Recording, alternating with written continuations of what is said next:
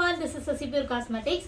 இப்போ இத பத்தி பேச வந்திருக்கேன் அப்படினா நம்மளோட ஒரு முக்கியமான ஒரு ப்ராடக்ட் ரொம்ப நாளா நம்ம கிட்ட என்கொயரி பண்ணிட்டு இருக்குது என்ன அப்படினா என் முகத்துல எப்ப பார்த்தாலும் பொய்யா இருக்குங்க நானும் என்னென்னமோ பண்றேன் ஆனா என்னால சரி பண்ணவே முடியாது பார்க்கிறது வேர்க்குரு மாதிரி இருக்கு பிம்பிள்ஸ் மாதிரி இருக்கு ஆனா அது சரியே பண்ண முடியல அப்படி சொல்லி ஃபீல் பண்றீங்களா அப்ப இந்த ப்ராடக்ட் யூஸ் பண்ணுங்க செம்ம ரிசல்ட்ங்க சோ இதுல ரெண்டு ப்ராடக்ட் தான் பெருசா வேற எந்த ப்ராடக்ட் வராது சோ இந்த ஃபேஸ் வாஷ் நீங்க யூஸ் பண்ண போறீங்க இது வந்து அவகோடாவோட ஃப்ளேவர்ல செஞ்சிருக்கோம் சோ அது இல்லாம இதுல இன்னொரு எக்ஸ்ட்ராக்ட் வந்து கிரேப்போட எக்ஸ்ட்ராக்டும் இருக்கு சோ ஆல்ரெடி நம்ம கிட்ட